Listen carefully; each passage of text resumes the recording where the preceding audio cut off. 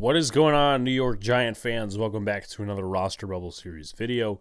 Hit the like button if you haven't already, comment, and subscribe. Turn on post notifications so you know when a live stream pops or a video drops. Appreciate you coming back. Share this out, do all the good stuff. Another Roster Bubble Series video for you guys today. We'll talk about Dyontae Johnson, or I should say Dyontae Johnson. But in these types of videos, I take a player that's on the roster bubble. I talk about their background, I talk about their competition, ways they could win a spot on the roster, and ways they could lose a spot on the roster, and a prediction at the end. So as mentioned, we're talking about Dyontae Johnson today. 1 year experience under his belt. Not really 1 year, but he was an undrafted free agent last year that failed to make the Giants roster, but made the practice squad. He is 23 years old, out of Toledo, 6'2", 230 pounds at the linebacker position. I'll read over the last 2 years he had at Toledo because, again, he didn't get any NFL action last year with the football Giants. Spent 5 years at Toledo. 2022, 109 tackles, 8 tackles for loss, 3 sacks, 3 pass deflections, a forced fumble, and 2 fumble recoveries. As far as 2021 goes, 13 games, 86 tackles, 8 tackles for loss, 2.5 sacks, 1 interception, 4 pass deflections. In the preseason last year with the Giants, he had 1 quarterback hit against the Lions and 15 total tackles across the 3 games, the Panthers, the Jets, and the Lions.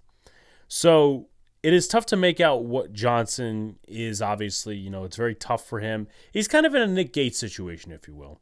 Now, it's a little bit worse than the Nick Gates situation. In terms of the Nick Gates situation, if you guys don't know, Nick Gates got injured after playing all 3 preseason games in 2018. He was on IR for the entire season, came back and obviously played well enough to make a roster spot. And Dyontae Johnson, well, kind of a similar scenario, except he didn't get injured. He was just downright cut and put on the practice squad, so he's going to have to really come back.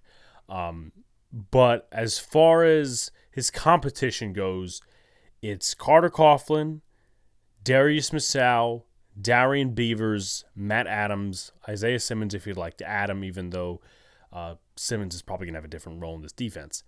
Now, obviously, the focus on the linebacker position, but also special teams is added because, again, didn't really get much burn last year. But in the preseason, he did play special teams.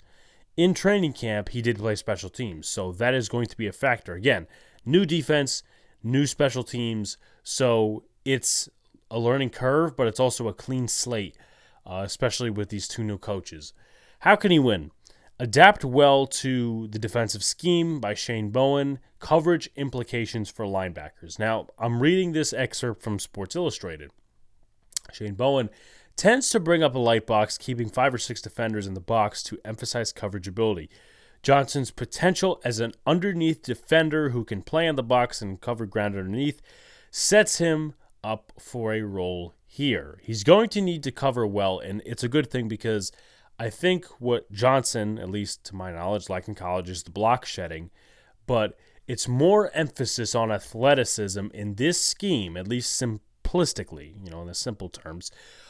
More emphasis on athleticism, less on block shedding. He's not going to be right up in the defender's face. He's not going to be this, that, and the third. He's just going to be playing the second level of defense, cover the checkdowns, zone defense, this, that, and the third.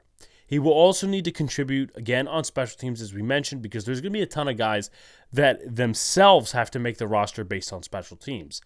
Matt Adams, we talked about, he's one of the guys. Gunnar Olszewski, he's one of the guys. Miles Boykin, one of the guys. There's several players that will want to make this roster, will need to make this roster based on special teams alone. Dyontae Johnson, if he plays superb as a linebacker and on special teams, the Giants get a 2-for-1 deal. And run defense is definitely going to have to be there too. Again, block shedding, a little bit of an issue in college. But for Dyontae Johnson's sake, he's playing back a little bit. He's not in the defender's, or say, offense's face to where he's going, head-to-head with linemen all the time. He just needs to make the tackles at the second level and play well. Read your keys, do all that good stuff, because that's how he's going to make the roster, right? You have Simmons, if you want, you could say he's a lock. You have Bobby Okereke, and you also have Micah McFadden. Other than that, you need another inside linebacker ideally, and also a guy who could play specials. Isaiah Simmons can play specials, but they need an extra guy in there as well just in case of injury. How can you lose? Injury, that's immediately right out there. Quiet training camp preseason period. I didn't watch every single snap from Dyontae Johnson's period last year in training camp and in the preseason, but he was quiet. There was a little bit of hype around him because, okay, he's coming in from Toledo. He's a solid player, this, and the third. Didn't really come about. He was decent in the first game, but disappeared the next two. Lack of production with the advantage of linebacker adjustment and new scheme. He needs to have production, but he also can live a little bit if it shows up on the film and not just, oh, he gets 2 interceptions or he forces 2 fumbles.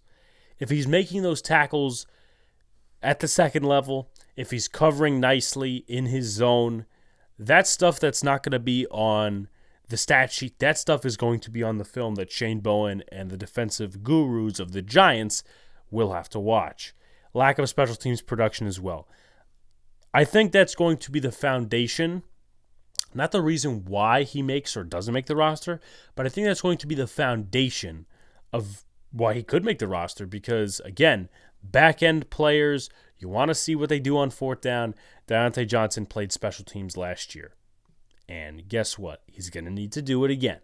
So that and generally playing solid linebacker, not getting defeated by tight ends, having them reach the second level and he's just blown off, not taking bad angles. That is how he could make the roster. Avoid those mistakes. I do have him getting cut, though. I feel like there's like a long list of linebackers that either have to make the roster because of special teams or they're just in a better situation. Like Darius Misal, he's a late round pick. He's a 6th round pick. Probably makes the roster over him. Matt Adams, superb special teamer. Carter Coughlin, superb special teamer. Beavers, I projected him not making the roster. We'll see. But Beavers has more attachment to the Giants because he was a draft pick in the first draft of the Shane Dable era. Dyontae Johnson wasn't, so the Giants really don't have ties to him.